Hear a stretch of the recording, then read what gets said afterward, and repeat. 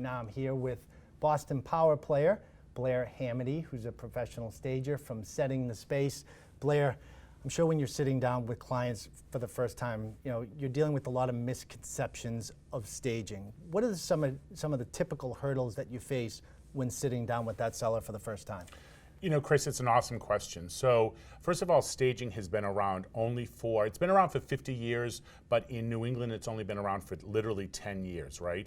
So one of the problems are that people do not understand staging, and it's as simple as that. And then the second part of that is they don't understand the cost of the staging. So when we go in and we quote someone that it's only going to be $3,000, $4,000, $5,000, a lot of times people want to say, oh, that's too expensive. Like all of a sudden they're using the wrong term, that it's too expensive. But the reality of it is it's not an expense, it's an investment, okay? And there's always one famous line that the cost of staging is less than the first price reduction. And that's very important to understand, because when people put their houses on the market, if they don't get a bite, right? If they don't get a bite within 21 days, 30 days, the realtor comes back at them and they start to say, we need to do a price reduction. Now, at the very beginning, if they had gone with staging and they had invested X amount of dollars, statistically shows that staging is going to cost, not cost, but statistically it's going to say that staging a house will sell 5 times faster, okay? And statistically they're selling literally within the first week or 2 weeks. So the big misconception is that staging is not expensive and it's something that needs to be done. And another huge mistake that you can make, and I've seen this happen recently, is somebody says, I'm not going to do it up front. I'm going to try to sell the house, and if it doesn't work, then we'll stage. That doesn't make sense. Well, think about it. It's not a game, okay? At the end of the day, you're hiring a realtor to do their job, and this is how the realtor makes their money, right?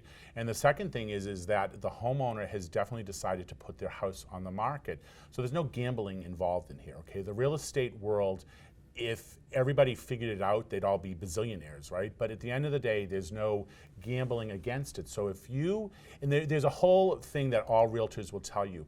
The first week it's on the market, right, is the first impression. So if you decide that you don't want to stage your house and you want to get some people, prospective sellers in there or buyers in there, if you blow it, it's done. Okay, so there's no gambling to say, let's put it on the market first, let's see if I'm going to make my money, then we'll call in a stager. You blew it. It's not going to happen. And I've also heard the stat that when a potential buyer walks into a home, they make their decision on the home within the first 7 to 10 seconds. If you think about it. Yeah. That's pretty crazy. Well, it's weird, right? But think about it. It's all about perception, right? So first of all, they can drive down the street and maybe they don't even like the street, so possibly they don't even go into the house. Okay, so they have an appointment with a realtor and they don't even show up. Second of all, they start to make judgments the second they see the outside of the house. So if they can get beyond that and they open the door, now all of a sudden they need to have a positive look, right?